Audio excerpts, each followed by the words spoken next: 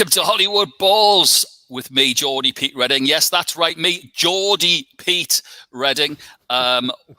Listen, looking forward to today's show. We've got a lot to get through. It's been quite the week in the world of football, by the way, in the build-up to this international weekend. Nothing's much has been happening, apart from few new faces on Tyneside. What a time to be alive.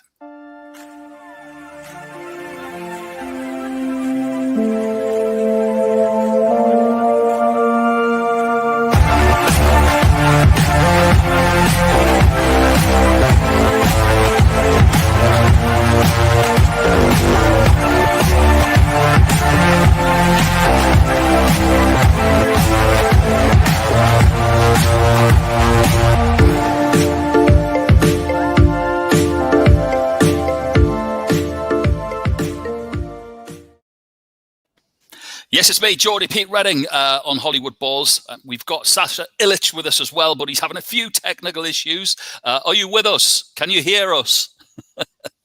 Doesn't look like it. We'll keep trying to get Sasha. His mute button's on as well, so he's got to sort that out.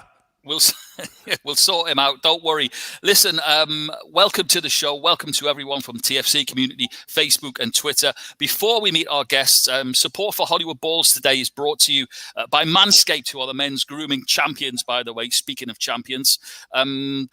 So listen, it offers precision-engineered tools for all your grooming needs, and it's just launched in the UAE this month, and there will be a discount bar coming up throughout the show on Hollywood Balls, so we're delighted to have them along with us today as well. Okay, it's a massive welcome back to Barry Ashworth, fresh from the skies, from the Dub Pistols.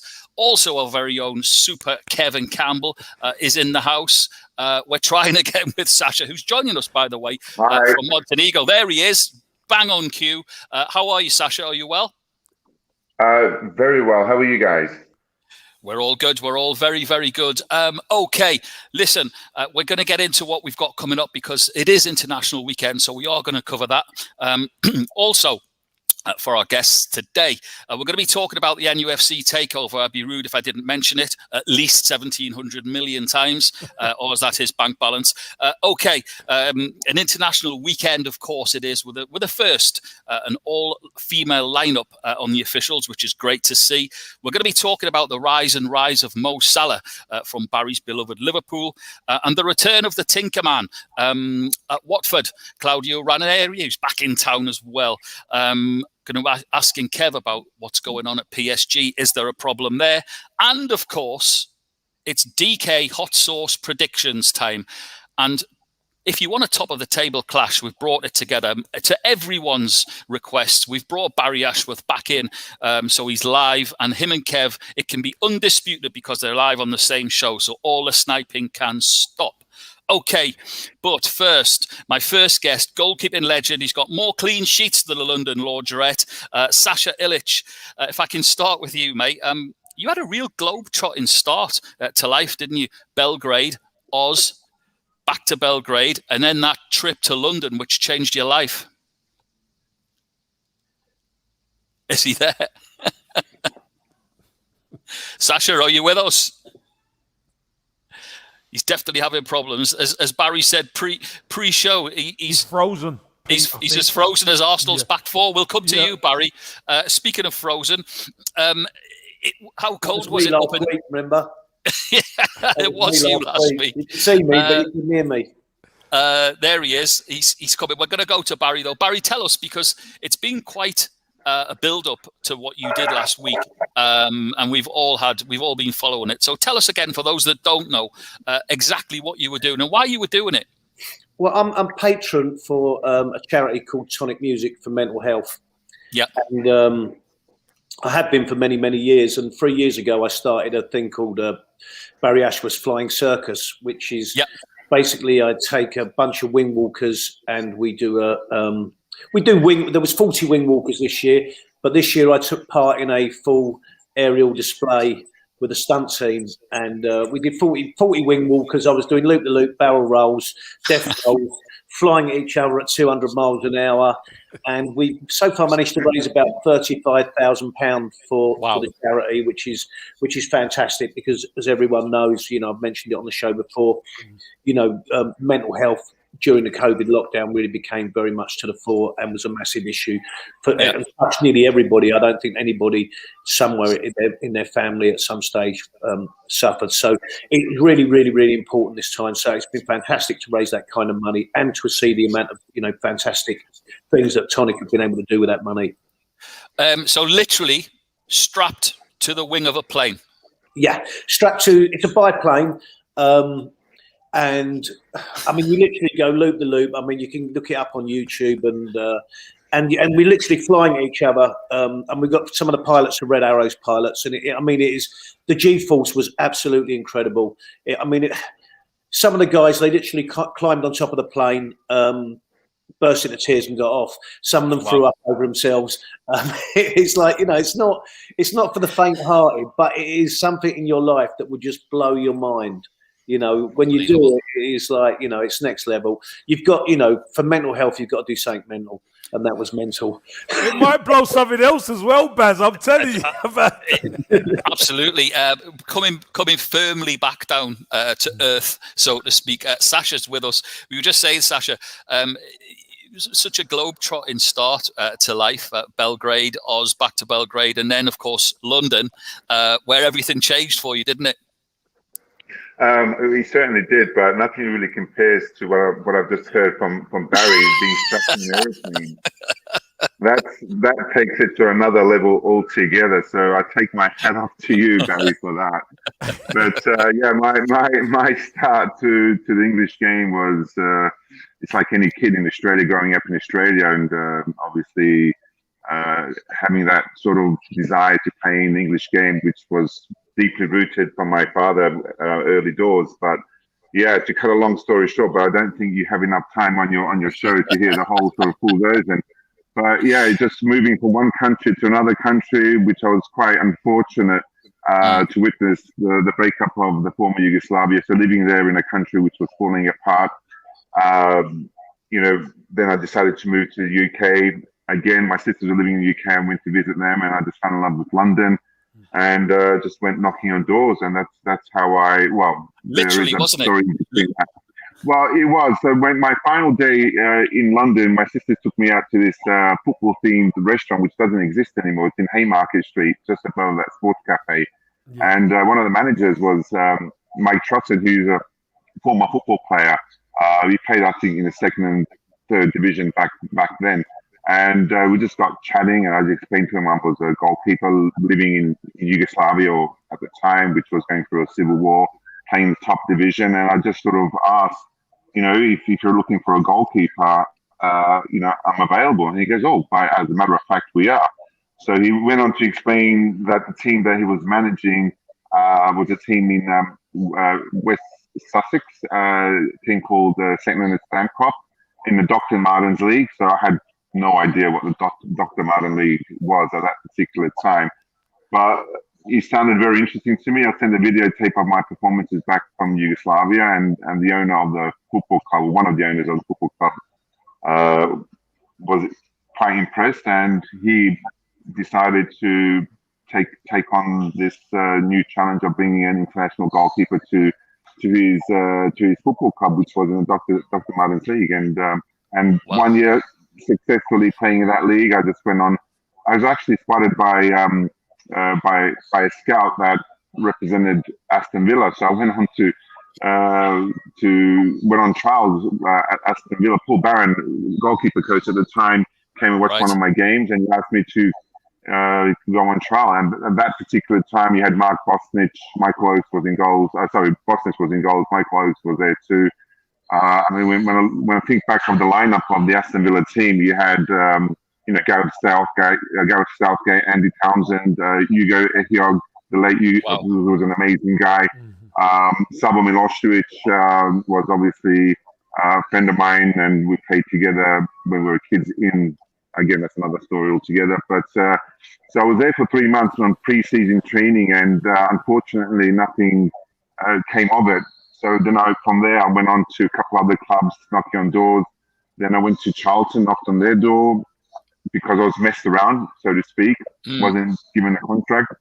I had full belief of my capabilities and my talent and everything else. And when I went to Charlton, I basically asked them to give me a trial, and they sort of agreed to that.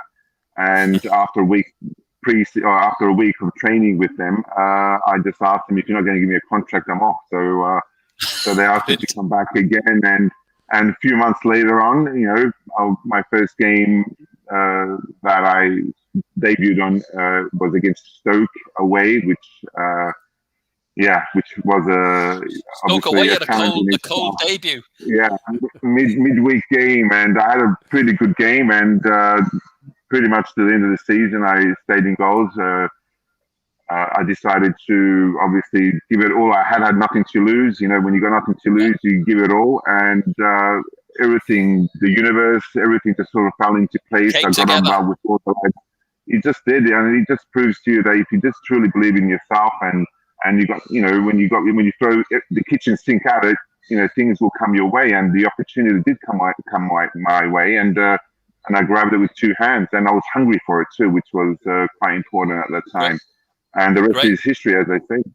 The rest is history. We've got plenty more to come from you, including that Wembley save. And I'm only mentioning it because I'm a Newcastle fan.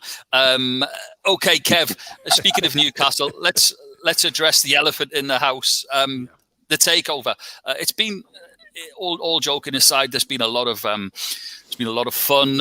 There's been a huge party in Newcastle on Thursday evening, close to thousands and thousands of people, just grasping at the news. And as someone we've been together on our journey of podcasting, so you know you've somewhat have to witness all the upset and what goes on. But you were one of the first to text me. It's just an amazing story, isn't it? It really is, Pete. And one thing I really want to drill down and say is, let's leave the politics aside, because this is a football club who's had an owner who has really neglected the club. Let's be honest, and everything seemed to go against the football club, trying to acquire a new owner, and obviously the Saudi consortium have sorted out any issues that they had. Yeah.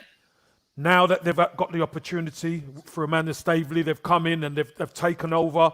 And you know what? I am so pleased for Newcastle and the Toon Army. The football club deserves it. The fan base deserves it. Pete, you deserve it. I just don't want to see you flashing all your money around now on this show. Well, we couldn't. I'll come to Barry because we couldn't get Harry Enfield on, Baz. So we were going to get loads of money on. But the next stylish guest we had in mind. Again, Barry, you know, similar situation. We've friends for a long time, and you know what Newcastle means. You follow the Toon as well, and you've got a lot of Geordie friends and a lot of time for them. So although certain, let's name them, certain Spurs and other members are very unhappy at what's gone on, if you're a Newcastle fan, it's happy days, isn't it? I remember the days when Kevin Keegan took them, you know, on that journey through the league. You know, where they were, you know, things had gone really bad, and he took them on that absolute fairy tale of a ride to where they're probably, up until the moment of the meltdown, the most exciting football team in the country, bar none. They were just a joy to watch. And you know for well how much that brought that city alive. You know, you just went up there was just a buzz about it. You know, the stadium is like a cathedral above the whole city. It just looks down on it, you know, and to see what the Geordies have been through over the last few years since Cashley, what is it, 10 years or more? 14. Not that I'm counting. 14. It's just been painful. It's been heartbreaking to watch. There's been no investment. So it's your time, mate. It's the Geordies' time. You know, Chelsea have had their moment. City have had their moment. This has come and it's wiped the floor with a lot of them. These big boys are coming in loaded, and maybe it'll take 3 or 4 years to get that right. Absolutely. And, you know, and I'm just going to try and enjoy the moment I've got for Liverpool, because it might be another 30 plus years before we get another shot at the title once this money kicks in. So It was difficult to win the league. It's going to become even more difficult. But I can't think of a team that I'm more happy that they've got that investment, and for a city and for a bunch of players. I wish it was Liverpool. I really, really wish it was my Liverpool that had got that money. I wish Jurgen Klopp would be given that cash because he'd smash it out of the park. But that aside, I'm pleased for the Geordies, and I really hope they get a decent manager and get some trophies in that cabinet, because that place will be rocking. Trust me, it was rocking, and I hadn't even played a game. Yeah, I think as well. Our new owner saw that, and all of our new friends in Saudi Arabia. Close up to 50,000 people on a Thursday night. I think Tesco sold out of cans. Of course, it did. I've got to give a massive shout out to Sam Fender, by the way, turning up and doing his I think it was breakfast television interview. In the same Newcastle top that he had on the night before at St James's Park celebrating. Can I just hold you there, Pete? While you talk about tops, Newcastle tops, let's face it, shirt sales are not going to be massive because they like to not wear their shirt during December. You know what I mean? The Johnnies just love to be there with a big old beer belly out. Yeah. So shirt sales aren't going through the roof, not up north. Card sales are. Sam Fender, massive respect for appearing on breakfast television, slightly, shall we say, refreshed. Not refreshed, not looking his best. Great stuff. Listen, Stasha, we were talking about clean sheets, and reading up on your career and that Charlton run. I mean, absolutely phenomenal. 9, right?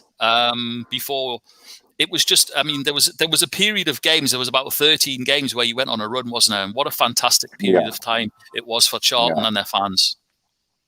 Yeah, I think it's just when things just come together. It was a case of the team being who the players and the mixture of the players. And I think Alan Kirkbride at that time was really, really good at picking and choosing the right personnel, or let's say the right mentality of players, which we all gelled together. So I think that's also quite important to mention.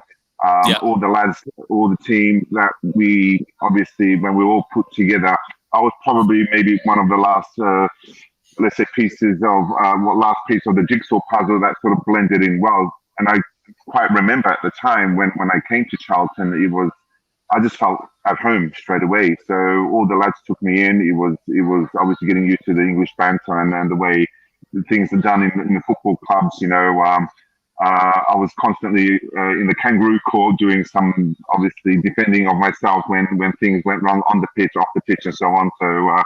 So it was a great run. Not obviously having clean sheets is obviously it does require for the full team to put in together, and I think it's the blend of the players and the team at that time that made it happen. And obviously, I take all the credit for it as being the goalkeeper. But then, it's a team effort, and I think if it wasn't for the team that we had at that particular time, most definitely it wouldn't have happened. But I'm glad it did. We're going to save my next question for you for because I'm going to have to put a drum roll. We're going to come back to you. Kev, it is international weekend. There's some very important games being played, which is reflected in our DK Hot Sauce challenge, as always. The home nations are playing. But what was refreshing to see was that for England's game, it's an all-female lineup for officials. Great to see, isn't it? Yeah, I think that there's no... The key to officials are you've got to get the right officials who do the job properly. Yep. So it doesn't matter whether it's a man or a woman, as long as they're doing the job properly. We've seen in the past, mostly lines judges, officials, that are female. They've got it right. They have got it right. So it's going to be an interesting one. It's very refreshing for football, and I hope and pray that they get the job done correctly, because I don't think there's any problem with female officials officiating men's games as long as they get it right. That's all we ask for, isn't it? It's a big weekend. There's some great games which we'll touch on later internationally. But speaking of internationals, Barry, I wanted to address the Liverpool issue as well, which it's massive given his performances of late, and it's something that you, as a Liverpool fan, I mean, I'm lucky enough to watch Liverpool most weeks. But for any non-Liverpool fan, the rise of Mo Salah, just when you think he couldn't get any better, is he the best player in the world at the minute? I think you can't argue against that. I think, you can talk about your Ronaldo and your Messi, and we all know for many, many, many years those guys have been the absolute cream of the crop. They've been absolute top. But I don't think but obviously they're slightly getting a little bit past their sell-by date. And I don't think Mo Salah's been in fantastic form for the last 3 or 4 years. This year he's taken that form and gone to another level. And I don't think you can argue right at this very moment in time that there is a better footballer in world football. I believe he is at the best. And it's come at a very unfortunate time, because we discussed this when we were off air before the show. Obviously, suddenly Newcastle falling into a load of coinage and Liverpool not, holding out against giving the guy what he wants, when I don't think there's a Liverpool fan in the world. Everyone I've seen online or anywhere have been screaming, give him what he wants, give him what he wants. Now they might have to pay him double what he wants, because Newcastle are going to be waving that checkbook. And so, listen, it's a really difficult time. Yes, he's the best player in the world. Liverpool, sort this act out. Get the man signed up. Give him whatever he wants. He's the best player in world football, and you are absolute mugs if you do not sort this out. Hard to disagree, Kev. Black and white striped shirt. Do you know what, Pete? Here's what I will say. Many times we've seen players get contracts and they haven't really. They've got the contract just because of the timing. Yep. Mo Salah has outplayed his present contract 2 or 3 times over. Now, if Mo Salah, Barry's right, if Mo Salah was to go on the market, he will be getting fortunes wherever he goes. So a club like Liverpool, this is now the litmus test of the owners. Right. They've got to get Mo Salah signed. If they don't sign him, Liverpool now turn into a selling club, and that is not a good look, especially with how you guys are getting all that bread. I think Liverpool have been a selling club for some time. We have been a selling club. Yes, the money that we've got, come from selling like Coutinho and like Suarez, and it's become, it's the money's not, we haven't been given an investment from the club. Do you know what I mean? It's money that we've recouped. We've had to sell players to buy players, and we're lucky we've got the most fantastic manager in the world, in my opinion, and he's invested that money properly. He's identified the areas, he's waiting for the players he wants, brought Van Dijk, brought Alisson, with Mo, and we got lucky with some academy players that, have happened to be world class, saved us a fortune. We've been a selling club for a while.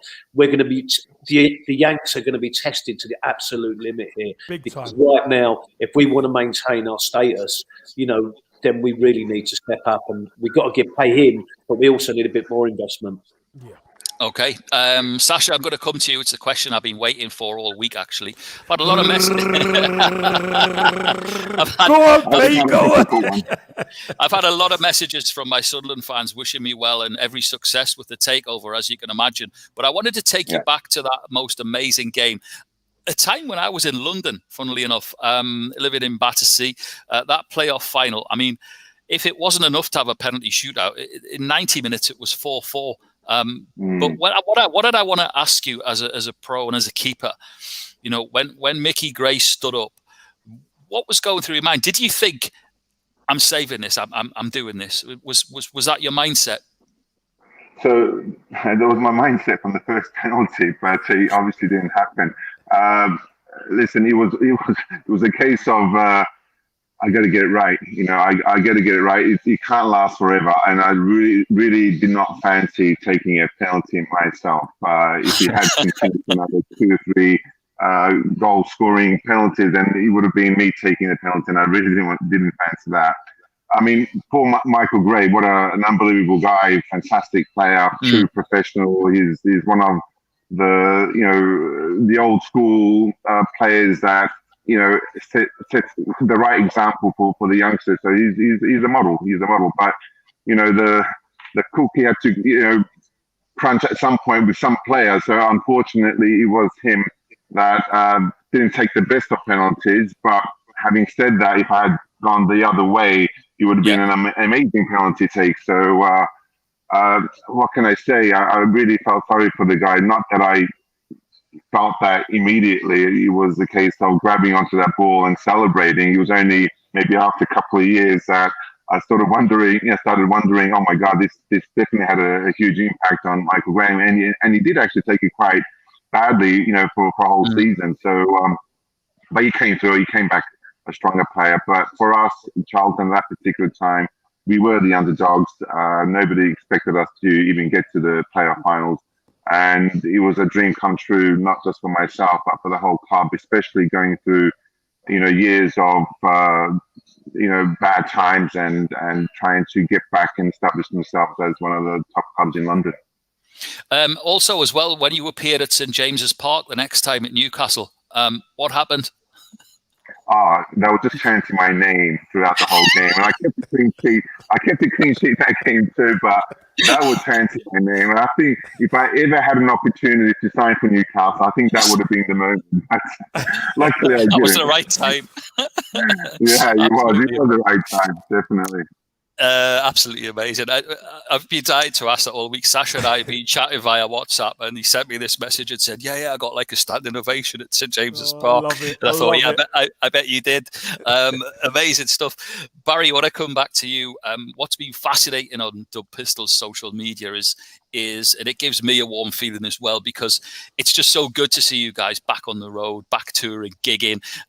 I know from sort of a Wednesday onwards, you start your social media team are in full effect, and they're like, okay, this is where we're going. The tour bus is revving up, and to see you guys, because I just know how much it means to you, it must be fantastic to be back on the road, is it? Yeah, it's been an incredible feeling. The second half of the summer, we were doing 3 or 4 festivals a week. The first time we went back into the first show we had to do, actually, we never ever rehearsed as a band because we tour 11 and a half months a year, and we've been touring for nearly 30 years. So if we were adding new songs, we'd just do them in a sound check, and then we would start slowly adding them into the set. Well, we hadn't played for a year and a half, and we went to do 8 hours worth of rehearsals. The band turned up about 4 hours late. We couldn't remember. 2 of the band left the day before the first show back. It's a true story. And then we couldn't remember a single word to any of the songs. So we sat down during rehearsal and watched videos of what we used to do. And we left, and we couldn't literally play one song. And we were doing a live show the next day, a big festival. I think it was 20,000 people. And I went home and I just put my hands in my head like this, just look at my wife. I just went, it's going to go horribly wrong. It's going to go absolutely, because when you're doing festivals, you don't even get to do a sound check, so you can go for the songs. You just go do a line check, go dong, play a couple of notes on whatever instrument, and then bang, you're off. So I was just like, this is never going to work. But somehow it just all came together, and we just absolutely rocked it. We couldn't remember the day before, but the minute we walked out on that stage, the place went crazy and everything. Did it all just sort of come flooding back? Yeah, God knows how, because I had a sleepless night that night before, knowing that I was going to walk out, Big time performer, Barry, aren't you? You're a big time performer. I wouldn't big time, mate, because again, the charity thing. I went and did a charity football match for Tonic FC. I don't know if you saw that, Kev. We were wearing the Arsenal colours, and I realised why I retired 35 years ago. Honestly, like. I mean, I looked the part. I even had David, glasses. Yeah, the goggles on. Yeah. I mean, the bell in the ball because I couldn't see the ball. I hadn't kicked a football. The heart was there, the head was there, but the body was just broken. I think I lasted about 15 minutes. The first kick, I think I pulled my cameo. The second kick, I put my hip out. I've literally suffered for months since, and that's it now. I'm Sponge Boy from now on. If anyone wants charity football, speaking of gigs, are you playing tonight? Yeah, tonight we're down at the Assembly Rooms in Islington. We're on a Reloaded tour, which has been rolled over. So we're on tour now till mid next year. So yeah, tonight is London, is Islington Assembly Rooms. Next week we're in Leeds, Bedford, and Bristol, and then just go onto dubpistolsmusic.co.uk, check out our tour, and come and see us in a town or so near you. Barry, are there any international tours like to Belgrade, which is known for its festivals? And I've played Belgrade and that many times, Sasha, and we went and we was in Bulgaria. The only international show we've done since lockdown is Bulgaria, and I wanted to do it because the problem, Brexit really has masked the whole problem. of touring. And I tell you, it's the paperwork I had to go through to travel with the whole band and our equipment was literally like this thick. And I wanted to go and see what I did. It was the biggest headache. Going over there and performing was absolutely fantastic. The hoops that we and artists and everybody have now got to jump through is absolutely ridiculous. Touring in Europe at the moment is a mess. Yeah. One, there's COVID as well, but two, just the paperwork, because we're on visas that we need now, and the expense that is now being piled on is a massive, massive problem that needs addressing. But unfortunately, it's like everything, this government's not facing up to that problem, and really they don't. Musicians are troublesome for a conservative government because traditionally, obviously, we're quite socialist in our views. That's another topic altogether, I would imagine. Yeah, he's on question time after this show before his gig tonight. Listen, Sasha, we're going to get to, because you've got a perfect venue. We're going to get onto that a bit later. But Kev, I wanted to speak to you. Speaking of North London, because there's a certain man back in real North London at Watford. Claudio Ranieri's back. Watford love a new manager, don't they? Yeah, they do. And you just knew it was going to happen, didn't you? Because it's Watford. But I think they've got someone in now, obviously the Tinkerman Ranieri, who knows the Premier League. He's not green. He knows how to put a team together. He knows how to get results. And I think it's a really, really smart appointment. Now, if the results go his way, maybe, just maybe, Watford might want to build with a manager. Would you ever believe that? A club wanting to build with a manager? But I think Ranieri's that type who can get them moving. Do they give him time? I hope so. That's what I'm hoping. But, the owners are not the owners like at many other clubs. They are quick to hire and fire. Yeah, Baz?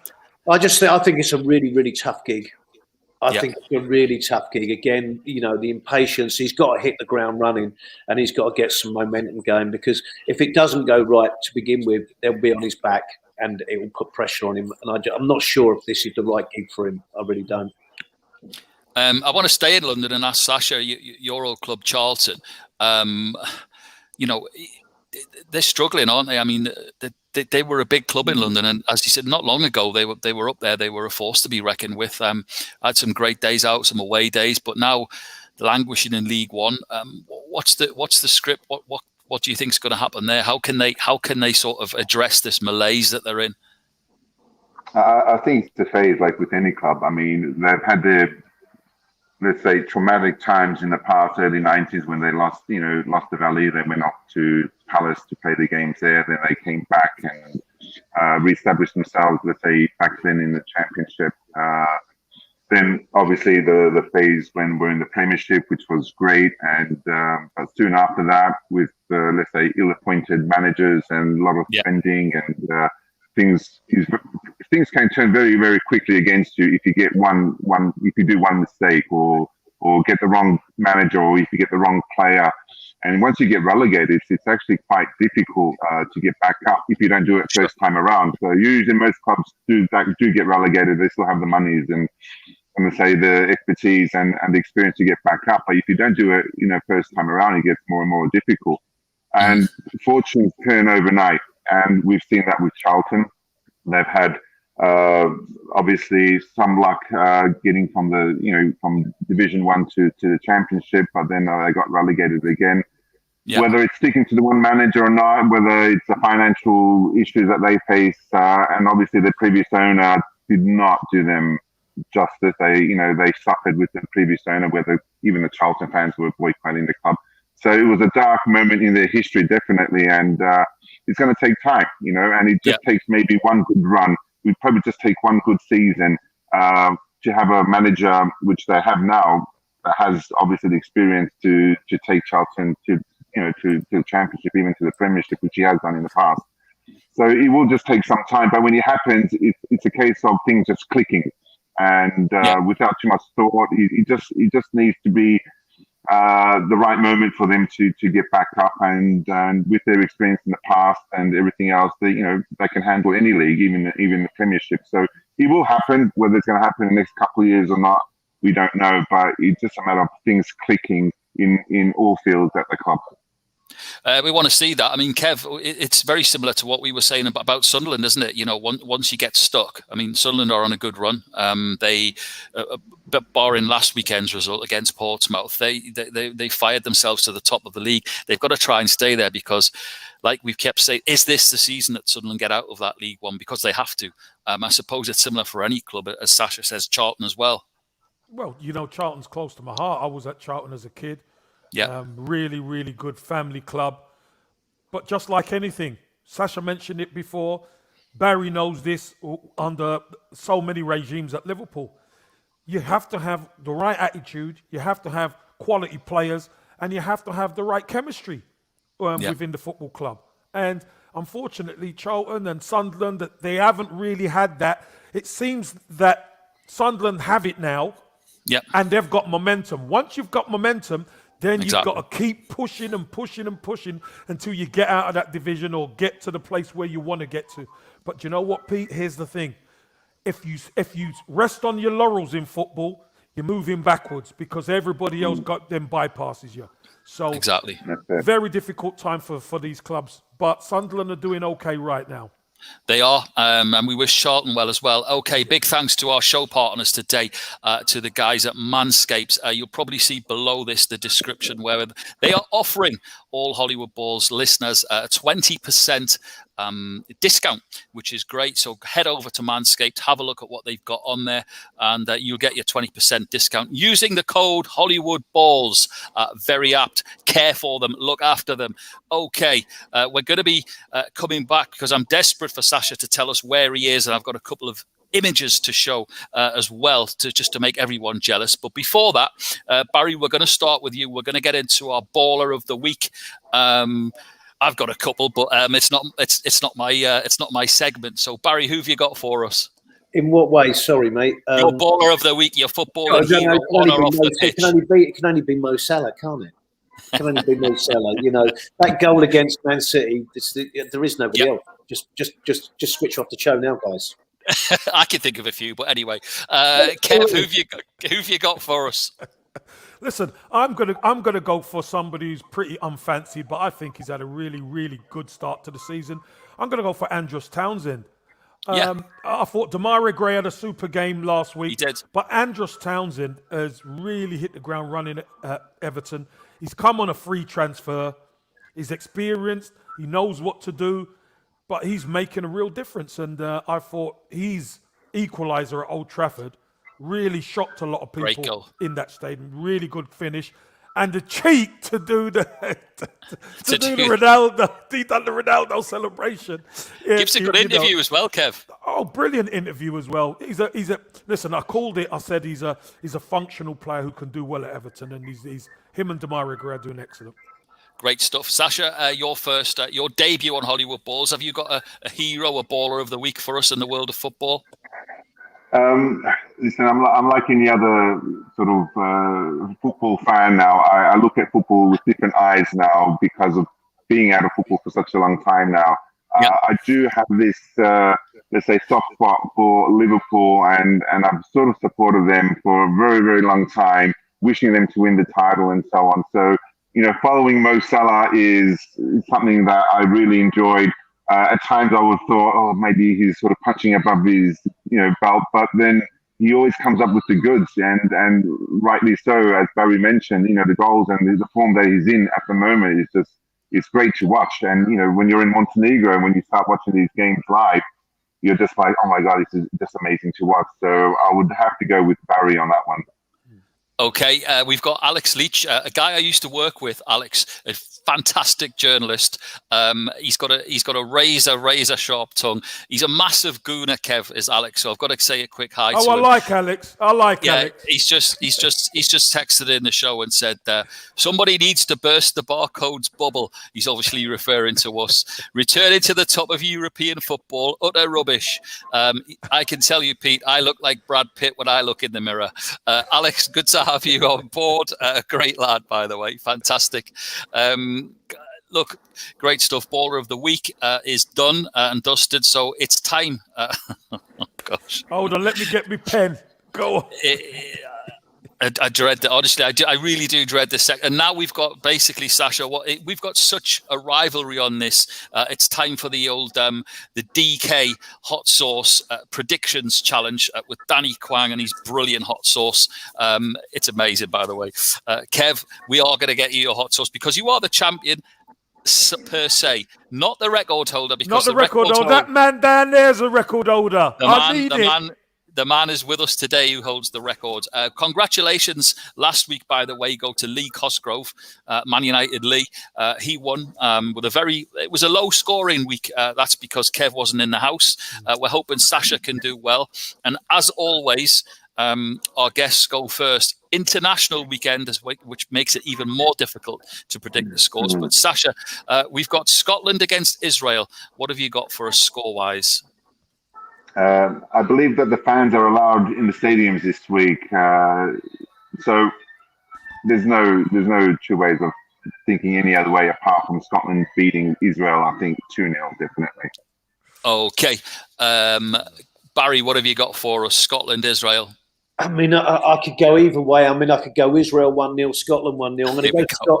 Honestly, but I'm going to go Scotland 1-0. And can I just say as well, I might hold the record. There might have been rivalry between me and Kev, but I've asked Kev recently online to predict some Liverpool scores for me, and he's got it bang on every time. So the rivalry's over. I've got nothing but love for the guy now, and he brings me a win when I need it. You know? Brilliant. Not anymore, Barry. I can tell you that much. Not anymore.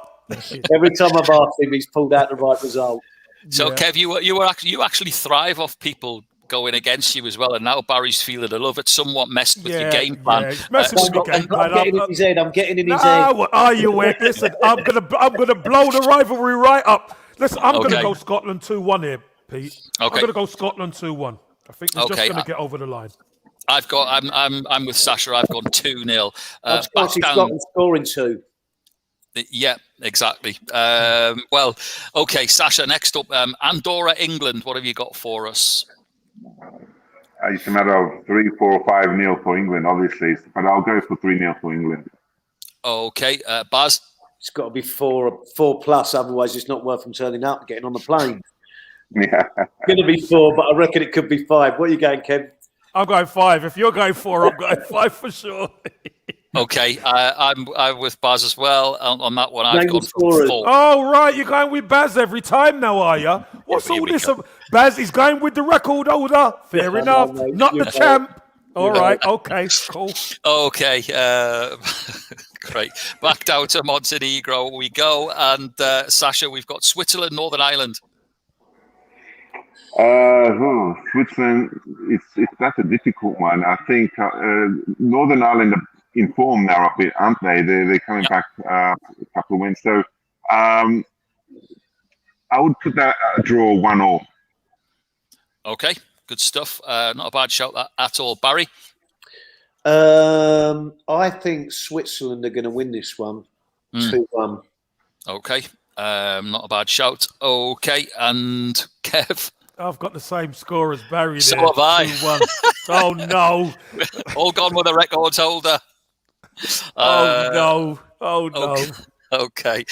Listen, we move back. We're going to go into Nations League because it's runners-up and the final this weekend as well. 2 cracking games, by the way. Sasha, to you first. Italy against Belgium. I think Italy's going to win this one, definitely. I think it's going to be 2-1 for Italy.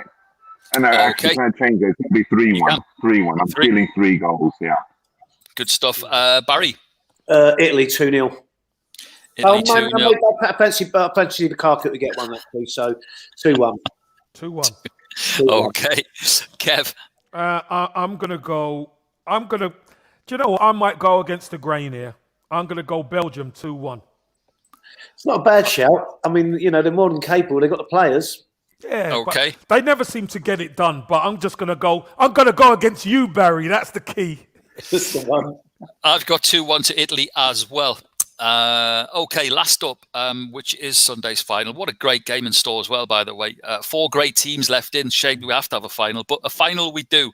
Sasha, Spain against France. Spain against France. I'm going to give it to France there. 1-0. Okay. Barry. 2-1 France. Okie dokes. Super Kev. Have I got to go against it again? Go on. You know what? What was you going to say? what? I'm not. I've got France to win it 2-1 as well. Okay, and I've gone with Spain. That is. Yeah. Sorry, mate. Kevin Ashworth.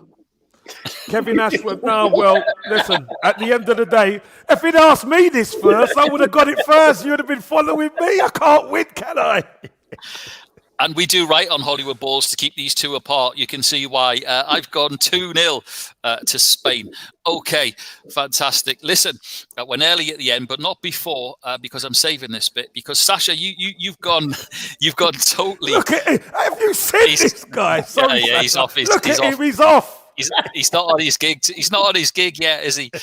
Brilliant stuff. Listen, Sasha, I wanted to say. I mean, you've gone full circle. You are in where you are now, Montenegro. Tell us what you're doing, because it's such. Before I do that, let's give people a clue, because he's been WhatsApping me this week. Fancy a bit of this, Kevin Baz? Barry, you could be playing there. I'll tell you what. Hey, I'll tell you what. Sasha, tell us where you are and what it is you're doing. So, as we all know, once you retire from football, finding your feet, it's a challenging thing to do. I was fortunate enough to come up with the idea to create a little boutique hotel in Montenegro. It sort of suited my personality, and I'm a people's person at the end of the day. So I created this lovely little one of those grand design type of projects, if you like, 300-year-old stone house that converted into a nice little boutique, 6-bedroom boutique hotel in Montenegro. So as you can see from the photograph which you just posted, that's our pool view, overlooking the Bay of Kotor. Our guests are super happy when they come here. We don't allow anybody that's not a guest to enter the hotel. So all the facilities, the restaurant, the bar, it's all catered for our 6 rooms. Wow. Or for the people that decide to come and stay with us. Fantastic. Definitely booking a place. Got to give a quick birthday shout out to Pimmy's Loister. Many happy returns of the day to you. Absolutely fantastic. Barry, you're gigging tonight. What time's the old bus setting off? Well, we've got a sound check as well. So I'm being picked up by the bus at 1:30, believe it or not. So yeah, not long, an hour and a half. Oh, stinking cold as well, so I'm not looking forward to that part of it. But you know what you need? No, you know what you need, Baz, don't you? You need some of Danny Quang's hot sauce. Get rid of it, mate. Well, you know what? I mean, I'll gladly. I mean, I love my hot sauce, so you know that. So, Danny Quang, get it over here. Yeah. And he's a Liverpool fan. He's a Liverpool fan, Baz. Oh, there you go. Danny. There you go. Listen, I want to give a massive shout out. I want to come to Sasha's hotel, though. It looks stunning, Sasha. Congratulations, mate. We can thank you. You guys are all welcome to come. But the only thing I would warn you is that once you have a taste of Montenegro, it's going to be very, very difficult to go back. So that's the only warning that I'm sort of sending out to you guys. Take it. It's a risk. We love that. Love that. And the food is great. The weather is great. We've got mountains, we've got sea. I'm doing my very best now to promote Montenegro at the moment. But once you guys have a chance to come, give me a call. You got my number. Pete, just pass my number over to these fantastic gentlemen. Sasha, are you on Twitter and social media? No, I don't do social media, unfortunately. I do have Facebook, but I'm really on that too. So I'm pretty old-fashioned. The best you'll probably get out of me is WhatsApp messages, and apart from that, I'm not really on social media. I'll do the hook up. One bit of advice is Instagram these days. If you're going to promote, I do have Instagram for the hotel, but not for myself. My wife likes Instagram, but not me. When you've got images like you've got there, mate, you really need to get out on Instagram and bang it out. If you're by your phone, just type in hashtag Monty Bay Retreat, and you'll see some more pictures of what we do here in Montenegro. I know where we're going close season, Super Kev. We could actually do a couple of live shows as well, which would be fantastic. Yeah, would you like to have a live view of hang on, let me just give you guys a live view. Hang on. Yeah, do that. Just 1 second. So you probably see my electrician. He just come to sort out something here at the moment. That's my electrician there. There you go. Hang on 1 second. Wow. Stunning. Fantastic. Yeah. Yeah, so Absolutely. I'm sort of rubbing the salt in the wound. We've had quite a few rainy days now, which is not very common at this time of the year. Usually it's quite sunny, but Wow, here amazing. you go. So there's I the don't know if poll. you guys can catch that or not. Brilliant. I think Barry's already booking in his mind. Sasha, absolutely fantastic. Thanks for being an amazing guest today. It's been an absolute pleasure. Cheers, Sasha. Top man. Brilliant keeper as well. Barry, all we say to you is have a great gig tonight. I'm sure you will, and everyone attending will go off it. It's going to be a great one. Super Kev, have a great week ahead. No doubt we will be bantering. Keep the WhatsApps coming. I'm all over it. Before I go, I wanted to give a massive thanks though today to our show partners. It's been a pleasure having them on. Don't forget, you've got a 20% discount courtesy of all of the team at Manscaped. And great guys they are, great guys and girls. So please visit below, have a look at manscaped.com. Courtesy of Hollywood Balls, you've got a 20% discount.